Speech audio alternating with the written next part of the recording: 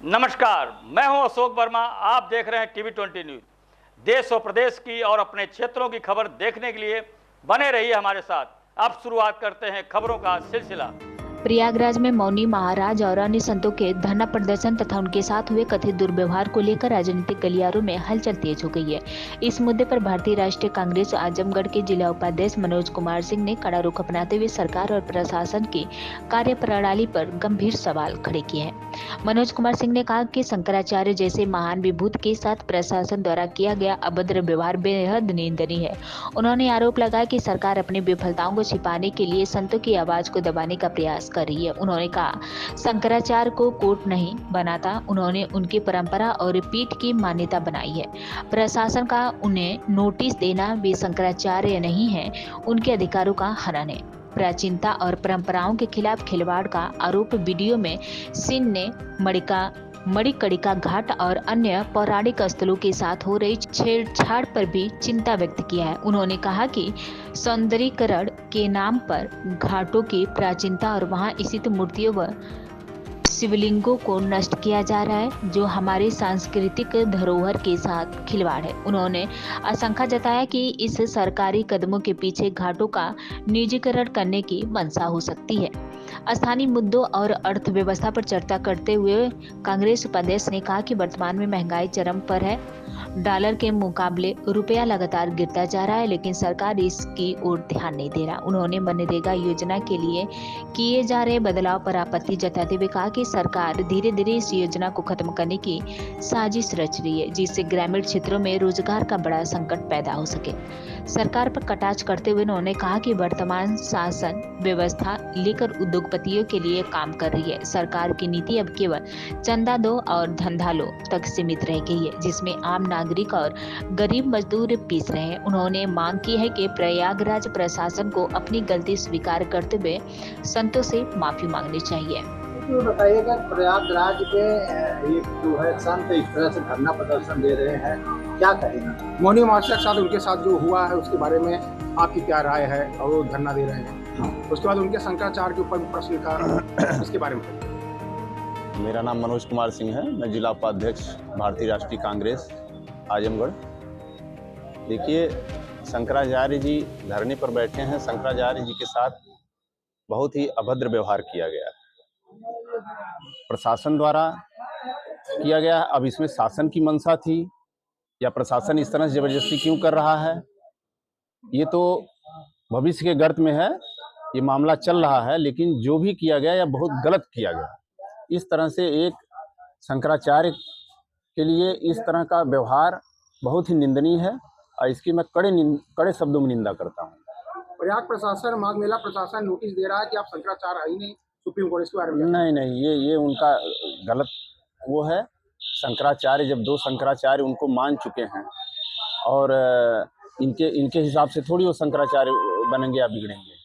वो तो उनका शंकराचार्य, उन्होंने खुद कहा शंकराचार्य को शंकराचार्य ही बनाएगा, कोर्ट थोड़ी बनाएगा। उनको तो लोग मान चुके हैं ना, 2 पीठ 3 पीठ के लोग हैं, उनको समर्थन दे चुके हैं। इसलिए निरर्थक बात है। यह जो है उनको डराने के लिए, धमकाने के लिए, और उसमें तो कई चीजें उन्होंने कहा कि आपकी सुविधाएं छीन लेंगे, जमीन छीन लेंगे, बैठने नहीं देंगे। तो उनको जो है ये आतंकित करने के लिए, डराने के लिए, ताकि ये अपने संघर्ष से पीछे हट जाएं। जो उनके साथ दुर्व्यवहार हुआ है उसके खिलाफ आवाज न उठाएं। सरकार आवाज को दबाने के लिए इस तरह के जो हथकंडे अपना रही है। कई साधु संत ये कह रहे हैं कि शंकराचार्य जी को ऐसा नहीं करना चाहिए था और वो गुस्से में आ गए। साधु संत हैं, इस तरह गुस्सा काबू नहीं करना। नहीं, गुस्सा हर चीज की एक सीमा होती है। सतुआ बाबा को खुली आजादी है, 3 करोड़ 4 करोड़ 10 करोड़ की गाड़ियों से घाट तक चले जाएंगे। और एक शंकराचार्य आदि शंकर, कितनी बड़ी परंपरा है उसकी। पिछली बार वह स्नान करने के लिए आए थे तो ऐसे ही आए थे। अब की बार किस मंशा के तहत उनको रोका गया? क्या उन्होंने गाय का मुद्दा उठा दिया कि भाजपा के रहते हुए या योगी जी के रहते हुए अभी भी गौकसी बंद नहीं हुई है? जो उन्होंने बयान दिए हैं, जो उन्होंने बताया है, तो उसी संबंध में मुझे लग रहा है, जहां तक मेरा मानना है, कि इन्हीं सब चीजों के नाते उनके साथ ये इस तरह का भेदभाव किया गया है या जैसे वहाँ की प्रशासन ये कह रही है कि उन्होंने बैरियर तोड़ के जाने की कोशिश की और झड़प की। नहीं, इसमें तो पहले पुलिस ही आगे आई ना। उसके तो तमाम वीडियो फुटेज वायरल हो रहे हैं। उसके तो तमाम वीडियो फुटेज वायरल हो रहे हैं। अगर उनको कायदे से ले जाते तो चले ही जाते। कितने लोग थे उनके साथ? कोई बहुत ज्यादा भीड़ थोड़ी थी। सतुआ बाबा भी तो लाव लश्कर के साथ गए, उनको किस तरह का प्रोटोकॉल दिया गया? एक बात और ये और शंकराचार्य तो जब जजिया जैसा कर लगा था, लोग जब मिलने गए कि वहाँ भाई स्नान करने में, वहाँ सरकार गवर्नमेंट जो है उस समय की रूलर जो राजा थे वो टैक्स लगा रहे थे, तो शंकराचार्य लोगों ने ही तो जाके वहाँ स्नान किया था, हिम्मत दी थी, तभी तो आम जनमानस जो है उसके खिलाफ गया था, जजिया के खिलाफ इतने लोगों ने स्नान किया। तो शंकराचार्य लोगों को हक बनता है, जब उन्होंने पूरे हिंदू समाज को यह अधिकार दिलवाया स्नान का, तो आज आप उन्हीं की पालकी रोक दे रहे हैं।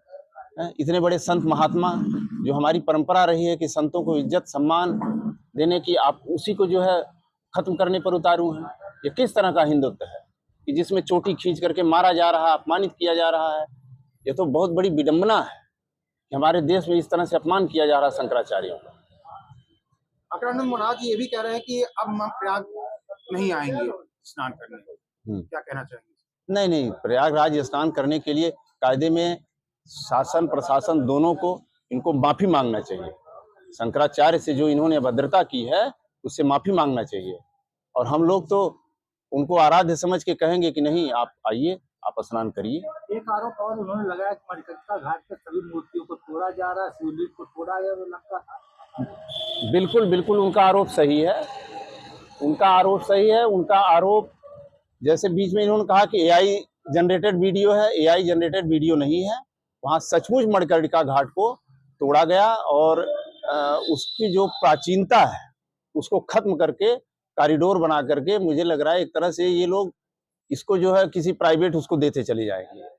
घाट के सौंदर्यीकरण के नाम पर जो है प्राचीनता और परंपरा को ये लोग जमींदोज करते जा रहे हैं, मंदिर तोड़ते जा रहे हैं, सुंदरीकरण कर रहे हैं, प्राचीनता नहीं हो रही है, इसके बारे में क्या? नहीं, विनाश करके आप कौन सा सौंदर्यीकरण करना चाह रहे हैं? जब वो अपनी मूल चीजें ही खो देगा, मूल चीज खो देगा, तो आप क्या उसमें क्या विकास कर रहे हैं उसका?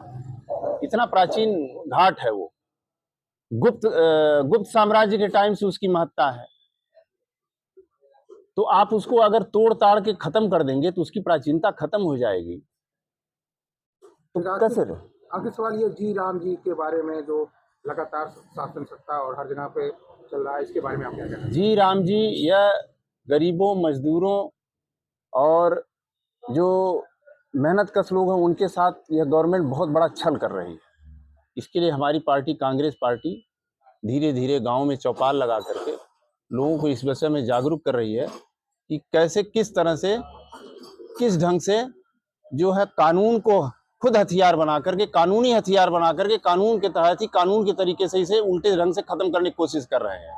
एक ऐसा कानून बनाओ कि हाँ, हम कानून बना रहे हैं, 125 दिन रोजगार मिलेगा, उसमें डेस्पोज सिस्टम कर दो, उसमें राज्यों के हवाले कर दो, जो रोजगार की गारंटी है, गारंटी जैसी चीज खत्म कर दो।